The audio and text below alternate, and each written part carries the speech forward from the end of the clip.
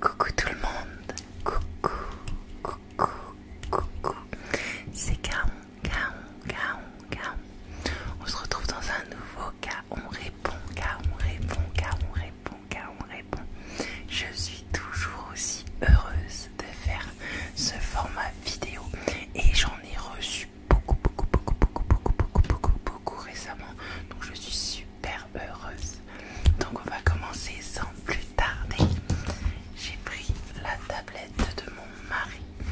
Je trouve ça beaucoup plus simple pour avoir un visu sur ce que vous m'avez écrit. Et donc le premier cas date du 21 février. Je suis un petit peu en retard. Alors, bonjour Gaon, j'adore tes vidéos ASMR. Merci beaucoup. Voici mon témoignage en espérant obtenir des conseils. Mon mari et moi avons eu notre premier enfant très jeune. J'avais 19 ans et lui 21 ans. Quand il a appris que j'étais enceinte, étant tous les deux contre l'avortement, nous avons décidé de garder le bébé. Au fil du temps, mon mari exprimait son désir d'avoir un fils plus que tout. Il disait qu'il serait déçu si c'était une fille. J'ai essayé de lui expliquer que peu importait le sexe de l'enfant, le plus important était d'avoir un bébé en bonne santé. Mais il n'était pas de cet avis. Je me suis dit que ça arrivait souvent de préférer un sexe en particulier, mais que ça ne l'empêcherait pas d'aimer notre enfant et de bien le traiter. Eh bien j'avais tort. L'échographie pour connaître le sexe du bébé arriva, et j'étais très nerveuse. Nous avons donc appris que nous attendions une petite princesse. J'étais très heureuse, mais quand je me suis tournée vers mon mari, il avait le visage fermé. Je lui ai demandé si ça allait, mais il est sorti de la salle et il est rentré avec la voiture, me laissant toute seule. Il ne m'a pas adressé la parole pendant 3 jours. Depuis cet incident, je n'arrive plus à voir mon mari de la même façon, mais je me disais qu'une fois qu'il verrait notre petite, il l'aimerait comme moi je l'aimais. Quand elle était petite, il ne voulait jamais s'occuper d'elle. J'ai donc dû quitter mon travail pour m'occuper d'elle à plein temps. Je n'avais le droit à aucun repos.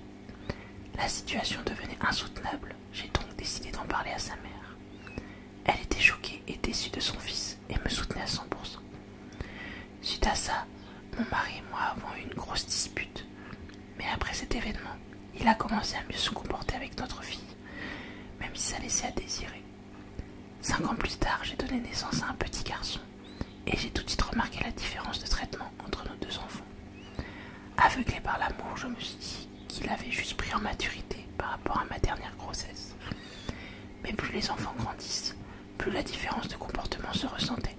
Il emmenait notre fils au foot, le coiffait tous les matins, l'emmenait au parc. Enfin, tout ce qu'il ne faisait pas avec l'aîné. Ma fille, lorsqu'elle avait 12 ans, m'a demandé pourquoi papa ne m'aime pas. J'ai dû me retenir pour ne pas éclater en sanglots et voir que ma fille souffrait de cette situation me brisait le cœur. J'en ai parlé avec mon mari et il a promis de faire des efforts. Enfin, ce qu'il s'est passé il y a une semaine, c'était la goutte de trop. C'était l'anniversaire des 15 ans de ma fille. Je l'ai laissé rater une journée de cours exceptionnellement pour qu'on passe la journée ensemble. On est parti faire du shopping, manger au restaurant et regarder un film au cinéma. Ma fille m'a remercié en me disant que ça faisait longtemps qu'elle n'avait pas passé une si bonne journée. Cela m'a fait très plaisir et je l'ai raconté à mon mari. Il m'a répondu que je n'aurais pas dû lui excuser sa journée de cours. Je peux le comprendre, mais ma fille est une élève très sérieuse et elle n'aura aucun problème à rattraper les cours. Le soir même, je regardais la télé dans le salon avec mon mari.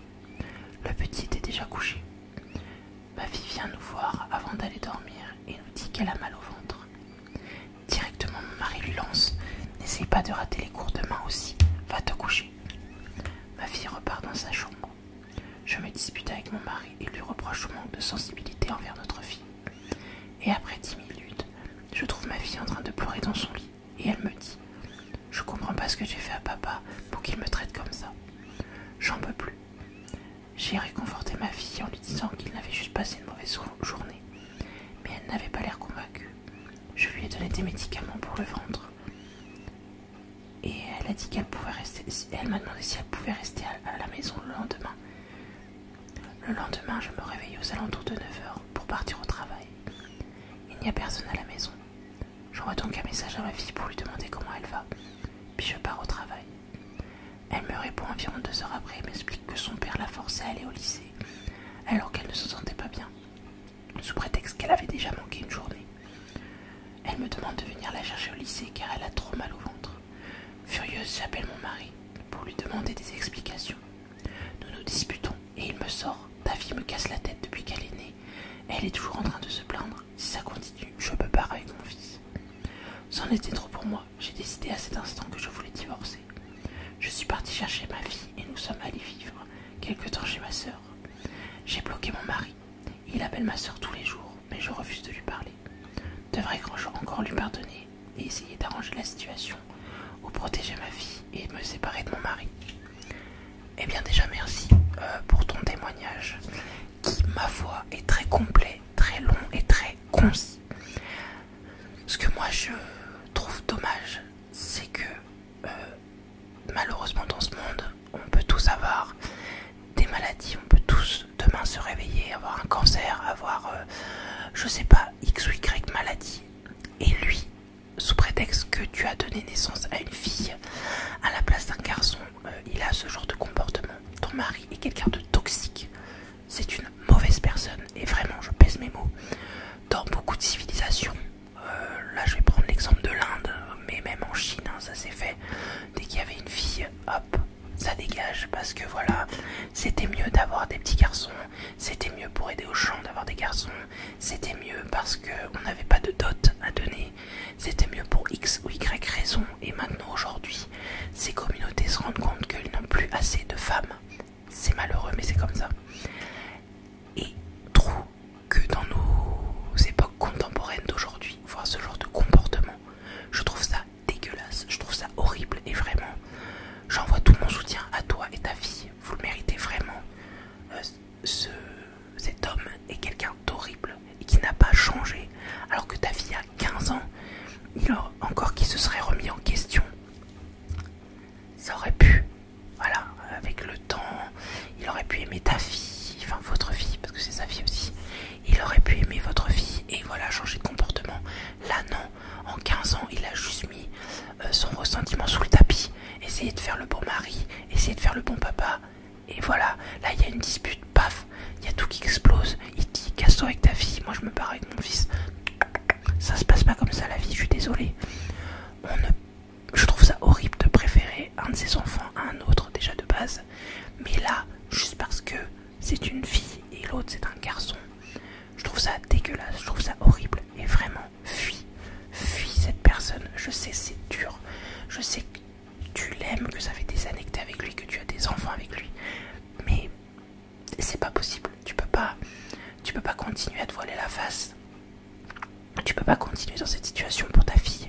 Voilà, faut que tu lui dises les choses. Tu lui dis voilà papa, il voulait un garçon, tu es une fille. Malheureusement voilà, papa, c'est pas une bonne personne. Et voilà, je suis désolée, mais il faut que tu sois honnête avec ta fille, que tu sois honnête avec toi, que tu coupes les ponts avec lui. Voilà, contacte un avocat, commence l'instance de divorce parce que c'est très long. Essaye de demander la garde exclusive, c'est pas dit que tu l'aies, mais voilà, essaye de faire de ton mieux pour tes enfants. Mais là actuellement il faut que tu penses à ta fille et à toi-même et ne délaisse pas ton fils, parce que malheureusement j'ai peur que ton mari lui retourne le cerveau ou lui dise des choses qui ne sont pas vraies pour qu'après il le garde sous son emprise. Donc j'espère vraiment que la situation ira mieux, que tu arriveras, voilà, excusez-moi, que tu arriveras avec tes 2 enfants à avoir une situation stable et surtout prendre soin de ta vie. C'est vraiment dur de se construire sans figure paternelle. Voilà, j'espère avoir essayé de répondre au mieux à ton problème. Mais là, à part fuir, reste chez ta sœur, trouve quelqu'un de confiance et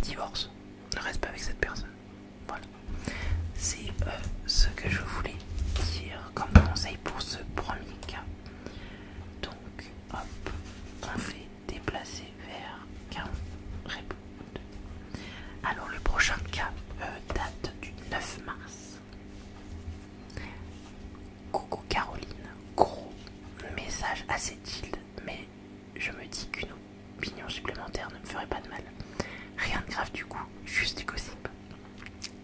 Petite mise en contexte, j'ai 21 ans, si jeune, ah là là. Je suis étudiante en master, pas forcément utile de savoir ça, mais ça met du background. Pour l'histoire, j'ai pas eu beaucoup de copains étant jeune, mais ça me gênait pas forcément. Ça ne m'intéressait pas plus que ça, même si j'étais assez curieuse. Surtout, j'étais persuadée de ne pas être attirante. Je tiens à préciser que je me trouve pas moche du tout, juste pas forcément attirante aux yeux des autres personnes. Je considère le fait d'être attirant différent d'être beau. J'ai eu un copain au lycée pendant plus d'1 an, mais rien de fou. Je n'avais pas forcément de sentiments pour lui. Vers la fin de la relation, malheureusement, ma maman est décédée. Suite de maladie, je pouvais m'y attendre, mais on s'y attend jamais. Je crois que ça n'a pas changé mon petit cerveau, mais je l'ai plutôt bien géré honnêtement, je suis fière de moi. Arrivé à la fac, en 2e année, car la première, #Covid, j'ai rencontré un premier garçon. Et je l'ai juste embrassé, chill, voilà. Puis en parallèle, un de ses amis, qui faisait donc partie de mon nouveau groupe d'amis, m'intéressait de ouf. Donc une semaine après, je me suis focus sur lui. Spoiler, on va parler de ce mec tout le long. La relation a été très compliquée. Il a du mal à parler de ses ressentis, bref, relou. Finalement, on se met ensemble, puis ça finit, on retourne, etc. 1 an après, la relation n'avance pas vraiment, je me sens délaissée, mais en même temps, je suis très attachée, je l'aime. Je finis par embrasser un autre garçon. D'autres personnes s'intéressaient à moi, situation très inhabituelle pour moi, et malheureusement, me rend curieuse et me laisse un peu tenter. Évidemment, je préviens tout de suite mon copain qui devient mon ex. Je continue de voir un peu le mec que j'avais embrassé, et puis ça s'atténue au fil du temps, assez naturellement.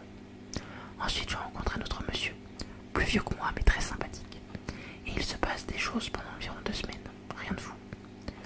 Je me sentais appréciée avec lui du moins, mais mon ex revient et évidemment je l'aime, donc je le choisis lui. Il a travaillé sur sa manière de communiquer, ses sentiments, etc. Je suis fière de lui pour le coup. On retourne ensemble, mais lors de mon entrée en master, je déménage, loin. Je me rends compte qu'avec la distance, on parle peu. Ça ne me convient pas. À nouveau, un autre garçon me donne de l'attention et comme une grosse débilos, je tombe dedans. La relation se finit avec le loulou et quelques jours plus tard, je commence une relation, rien d'officiel, avec ce mec. Bon, ça a duré un moment, mais je regrette parce qu'il voulait du sérieux et moi pas du tout. Et j'étais claire, mais il n'a pas accepté ça. Il n'a pas été très sympa avec mes copines et moi à la fin. Aujourd'hui, enfin le mois dernier, un mec en Erasmus est arrivé et il était très gentil. On est sorti avec une copine à moi et lui, à l'escalade, car il en faisait aussi, trop cool. Et au final, il m'invite chez lui. Le surlendemain, on s'embrasse. Rien de plus. Il est très doux, très gentil. Vraiment une perle. Spoiler à nouveau. Il ne veut rien de sérieux, logique. Il retourne dans son pays, Allemagne, dans quelques mois. Techniquement, j'aime toujours mon ex et je me vois pas faire ma vie avec lui dans un futur. Et je me vois faire ma vie avec lui dans un futur. Donc, compliqué de gérer mes pensées sur ça, car il est cute et je sais pas. Mais en même temps, je suis pas forcément 100% à l'aise avec lui, contrairement à mon ex. Un autre mec s'intéresse à moi. What the fuck, je n'ai pas changé de physique. Bon, ce mec est littéralement trop beau. Pour te dire, je me sens pas cool avec ce genre de mec comme ça. Comment un mec comme ça peut s'intéresser à moi? Je devais pas penser à ça, mais bon.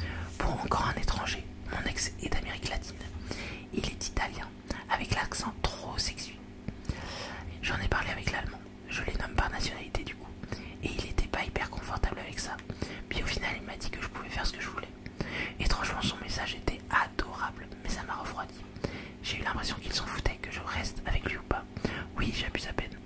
Du coup, je continue à parler avec l'italien, qui lui non plus ne veut rien de sérieux. Mais moi non plus, donc tant mieux. Ma question c'est plutôt, que puis-je faire? Je suis amoureuse. Pas la passion. Ça c'est fini, tu vois, c'est juste un amour sincère et calme. De mon latino, lol. Mais je ne sais pas quoi faire. Je dois attendre que ça marche dans 4 ou 5 ans. Attendre de voir personne. Profiter de la vie sans relation sérieuse. Sortir avec d'autres personnes. Je ne sais pas trop quoi penser. Je ne veux pas me sentir coupable, mais en même temps, je m'imagine pas ma vie sans lui. Quel est ton avis? Eh bien, déjà, je suis heureuse que tu sois sincère, voilà, que tu vois des gens, que tu dises les choses, tu dis les termes, voilà. sérieux, je veux pas du sérieux, voilà, c'est génial. Vraiment, moi je pars du principe que quand on est jeune et même plus vieux, on a tous un moment où on a envie de découvrir, on est un peu curieux, voilà. Et je pense que si tu te mets en relation tout de suite avec ton ex, tu vas te sentir frustré parce que dès qu'un mec va venir vers toi, tu vas le repousser parce que tu as déjà quelqu'un. Je pense que le mieux, c'est que voilà, si ça te convient d'aller à droite à gauche, de voir un peu, oui, ce que je dis, de voir à droite à gauche, et bien fais-le. Voilà, si tu es heureuse comme ça, fais-le. Surtout que pour l'instant tu es en études, donc voilà, je pense que c'est tout un contexte. Peut-être que quand tu trouveras du travail, que tu auras un salaire, que tu voudras t'installer dans une maison ou un appartement, peut-être que là tu seras plus posé, plus calme, et là tu voudras une relation sérieuse, peut-être. Mais le plus important dans cette histoire, c'est pas de savoir si tu veux une relation sérieuse ou si tu veux une relation stable. C'est toi, le plus important, c'est qu'est-ce qui te rend heureuse. Voilà, la vie est déjà tellement courte pour qu'on se pose 10 000 questions. Qu'est-ce que toi tu veux? Comment tu te sens? Si t'as envie d'aller voir un mec parce que voilà, t'as pas envie d'un truc sérieux, mais vas-y. En fait, il y a personne qui est là pour te juger. T'es là pour être heureuse. Si t'as envie de t'amuser, mais vas-y, fais-toi plaisir. Et si, je sais pas, au bout d'un moment, ça te lasse, tu te dis, bah c'est bon, là j'ai envie de me poser, j'ai bien exploré à droite à gauche, là j'ai envie de me poser, mais pose-toi. Voilà, franchement, ne te prends pas la tête, fais selon ce qui vient, ce qui te rend heureuse. Et moi je pense qu'une fois que tu auras fini tes études, tu voudras peut-être te poser. Et là à ce moment-là, si ton ex est toujours là et que tu l'aimes toujours, que lui t'aime toujours, que vous voulez faire une relation, pourquoi pas. Mais que ce soit lui ou peut-être une autre personne, voilà. Je veux dire, on est tellement sur cette planète que tu trouveras forcément ton ou ta prince charmante. Voilà, c'est ce que je voulais te dire. Surtout, sois heureuse. Surtout, on s'en fout du regard des autres, on s'en fout de ce que disent les autres. Le plus important, c'est que toi, tu sois heureuse. Ne te pose pas 10 000 questions. Voilà, vis ta vie. C'est ce que j'aimerais te dire. Voilà, pour ce deuxième cas de Caron répond. Alors, on va passer au troisième cas.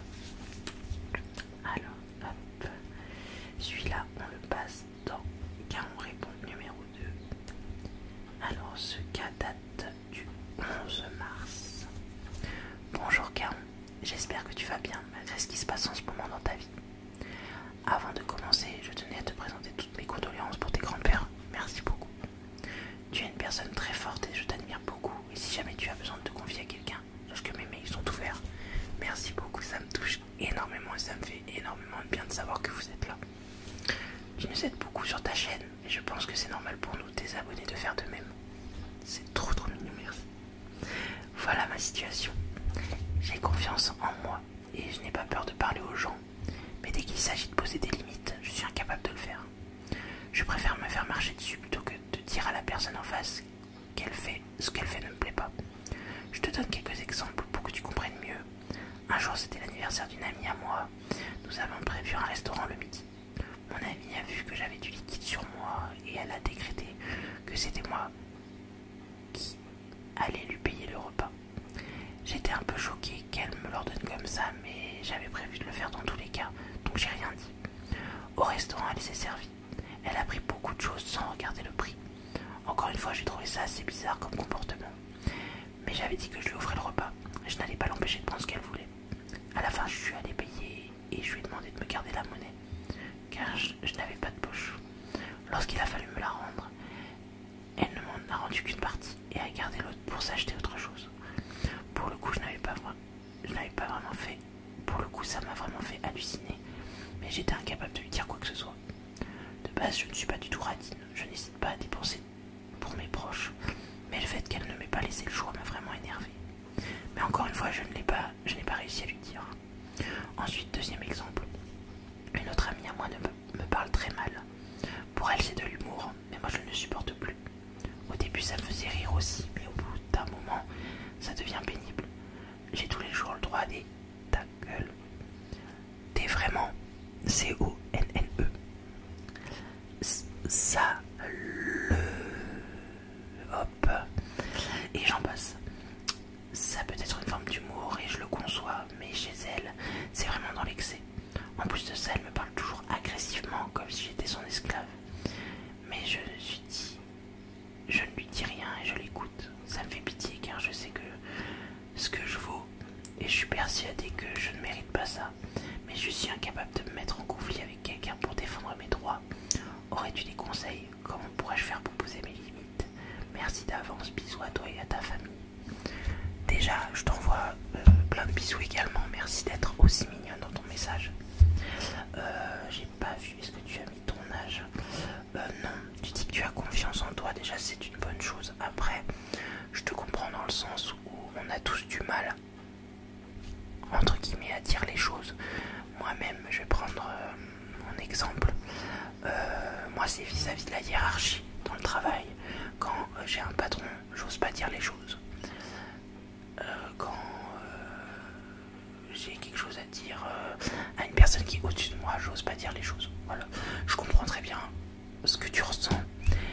Et en tout cas, j'espère que tu vas réussir à te poser. Déjà, tu te rends compte que la situation n'est pas normale, c'est déjà bien. Mais vraiment, je trouve ça dégueulasse ce qu'elle t'a fait au restaurant. Pour toi, c'est une amie. Pour moi, ce n'en est pas du tout une. Et il faudrait vraiment que tu t'éloignes de ce genre de comportement.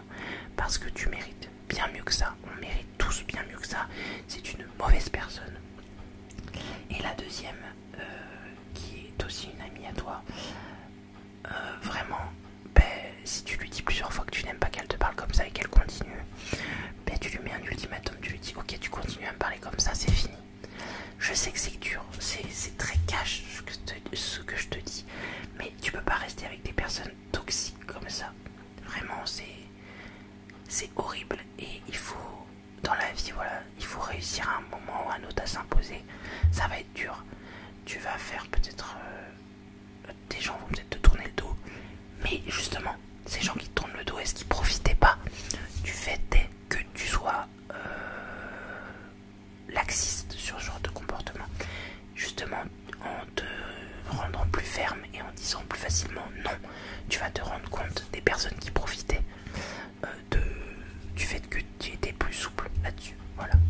Ce que j'ai à te dire, c'est endurcis-toi, parce que pour l'instant ça reste ça, mais qui dit plus tard que tu es un copain ou une copine, un petit ami, une petite amie, et que malheureusement tu laisses passer pire que ça.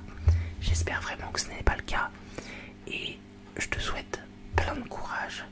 Je sais que ça va être difficile, mais il faut que tu arrives à t'imposer, que tu arrives à dire non. Et c'est vrai que c'est très compliqué, et je comprends vraiment. Si ta situation a évolué, si tu peux aussi en parler à des professionnels de santé, des psychologues et ce genre de choses qui peuvent aussi te donner des pistes pour être plus forte et réussir à dire non. Il faut savoir dire non dans la vie, il faut savoir penser à soi, il faut savoir être égoïste aussi. Voilà pour ce troisième cas, j'espère avoir pu t'aider au mieux. Et là on va parler du dernier cas de ce cas on répond qui date du 12 mars. Bonjour Caroline, je suis abonnée à ta chaîne, je te trouve adorable.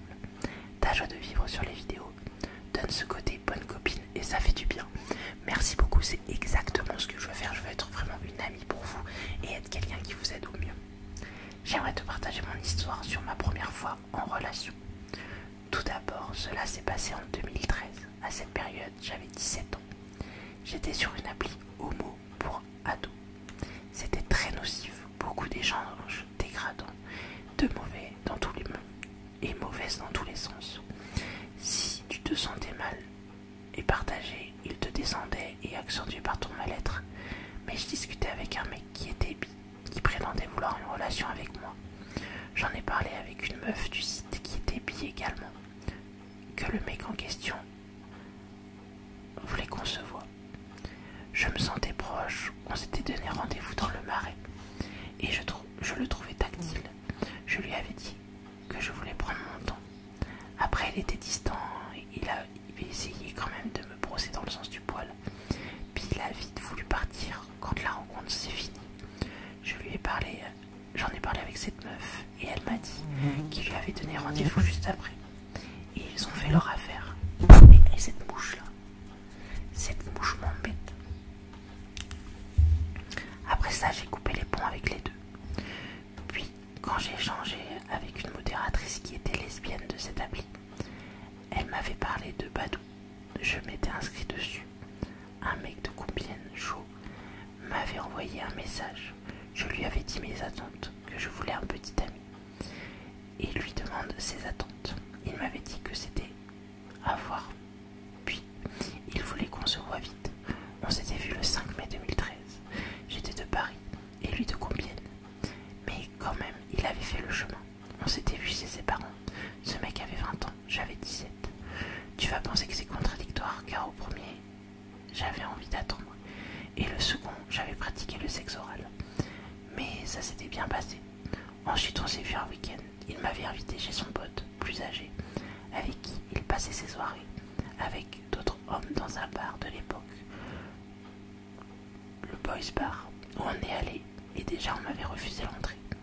J'avais compris, c'était parce que j'étais noire. Après qu'un pote de Joe ait parlé au gérant, je suis rentrée. Beaucoup étaient alcoolisés, ça puait le sexe à outrance, bref.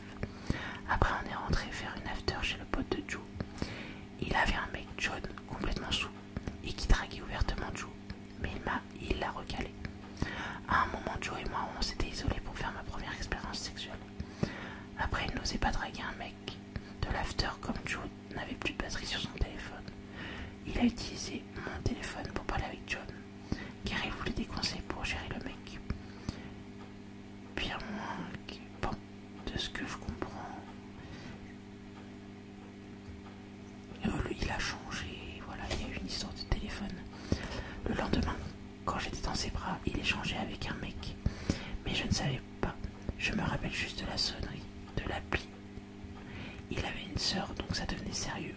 En 2 mois, il devenait distant et horrible, donc ça s'est fini en 2 mois et 3 semaines, et ça m'a blessé. Quand j'ai aperçu quelque chose sur Facebook, il était avec un autre mec. Ça m'a dévasté. À la base, je n'étais pas attirée par l'alcool ni les cigarettes, mais quand j'étais en soins, études, à cette période, je participais à des soirées, je consommais tout et n'importe quoi, alcool, joints et cigarettes. Enfin bref, je voulais que ça s'arrête. Désolée pour le pavé, j'espère que c'est pas trop décousu, c'est pour ça que vers la fin j'ai un petit peu résumé. Franchement, c'est sûr que première expérience, c'est pas le mieux. Les applis de rencontre, et cette mouche continue à me casser les pieds. Les applis de rencontre, il y a du bon et il y a du mauvais. Malheureusement, moi étant bisexuelle, c'est vrai que j'ai vu un peu de tous les côtés. Après, moi je suis une femme, donc c'est vrai que pour les applis de rencontre c'est plus simple en règle générale. Je tiens à dire que oui, il faut faire attention sur les applis de rencontre. Il y a à boire et à manger. Il y a des gens bien, des gens mauvais. Là, malheureusement, je pense qu'il voulait juste tirer son coup. T'étais là, bon ben voilà. Malheureusement, comme première expérience, c'est pas le mieux. J'espère qu'aujourd'hui, tu as réussi à te construire avec de meilleures relations, que tu es bien dans tes baskets, que tu as réussi à remonter la pente et qu'aujourd'hui ça va mieux. Comme je l'ai dit, si tu retournes sur des applis de rencontre, essaye de faire le tri, essaye de parler avec la personne avant, et on peut trouver l'amour sur les applis de rencontre. J'en suis moi-même l'exemple. J'ai rencontré mon mari sur une appli de rencontre.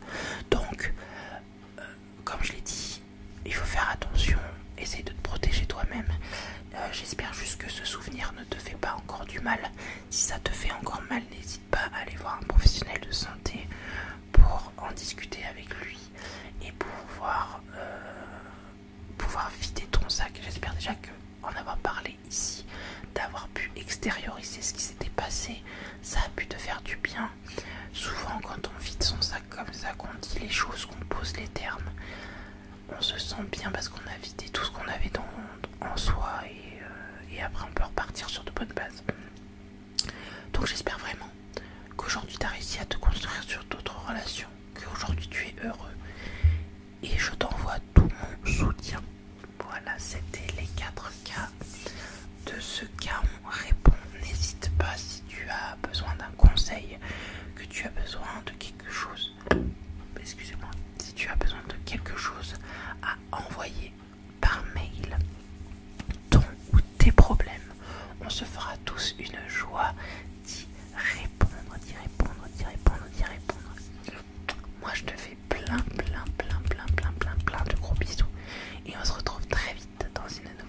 la vidéo.